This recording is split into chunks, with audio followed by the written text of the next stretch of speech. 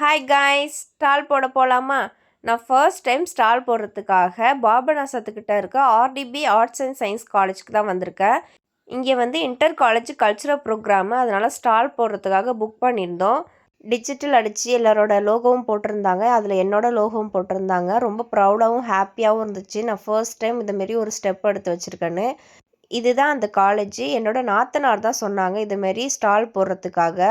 இது வந்து 3 பேர் ஷேர் பண்ணி தான் போட்டிருக்கோம். நானும் என்னோட நாத்தனாரோட ஃப்ரெண்டு 3 பேர் ஷேர் பண்ணி தான் போட்டிருந்தோம், அமௌண்ட் பே பண்ணி. நாத்தனாரோட ஃப்ரெண்டு வரல, நானும் என்னோட நாத்தனாரும் தான் போட்டிருந்தோம்.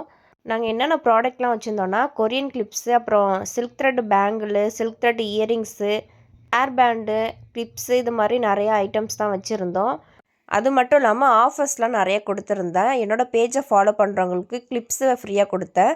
அப்புறம் கிளிப்ஸ் 100 ரூபாய்க்கு மேலே வாங்கினாங்களா அவங்களுக்கு பிரேஸ்லெட் ஃப்ரீயாக கொடுத்தேன். அப்புறம் பேங்கிள் வாங்குறவங்களுக்கு மெகந்தி ஃப்ரீயாக போட்டு வர்றேன் அப்படின்னு சொல்லிட்டு ஆஃபர்லாம் நிறைய போட்டிருந்தேன். 3 பேர் ஷேர் பண்ணதில் நான் கொரியன் கிளிப்ஸு, பேங்கிள்ஸு, அப்புறம் பிரேஸ்லெட்ஸு இது மாதிரி தான் வச்சுருந்தேன்.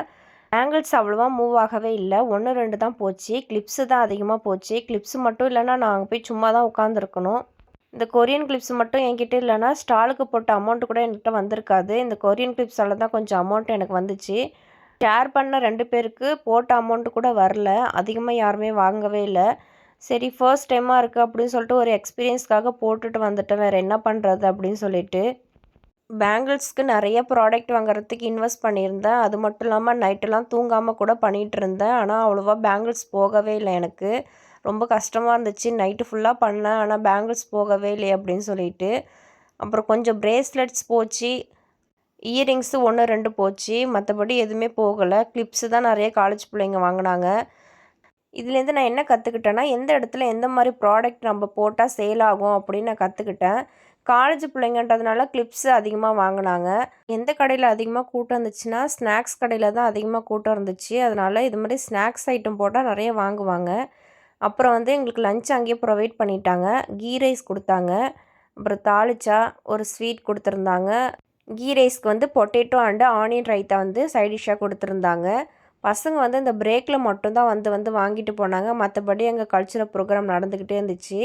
அப்புறம் இந்த ஃபோன் சாம்ஸ் வந்து ஆர்டர் கொடுத்துட்டு போயிருந்தாங்க. அப்புறம் நான் பண்ணி வச்சுருந்தேன். ஒரு 5 சாம்ஸ் வந்து கொடுத்துருந்தாங்க. இவங்க தான் வந்து எனக்கு ஆர்டர் கொடுத்தவங்க. ரிவ்யூ கேட்கலாமா? சூப்பராக இருந்துச்சு. எல்லாருமே வச்சுருக்கோம். தேங்க்யூ. இல்லாதவருக்கும் வாங்கிட்டு போயிருக்கோம். ஈவினிங் 6 மணிக்கு தான் ப்ரோக்ராம் முடிஞ்சு. என்னோடய ஹஸ்பண்ட் தான் கார் எடுத்துகிட்டு வந்து பிக்கப் பண்ணிக்கிட்டாங்க. உங்களுக்கு இது போல் கிளிப்ஸு, இயரிங்ஸு, பேங்கிள்ஸ் வேணால் ஸ்க்ரீனில் தெரியுற நம்பருக்கு மெசேஜ் பண்ணி ஆர்டர் பண்ணிக்கோங்க. இந்த வீடியோ பிடிச்சிருந்துச்சுன்னா லைக் பண்ணிவிட்டு நம்ம சேனலை சப்ஸ்கிரைப் பண்ணிக்கோங்க. பாய்.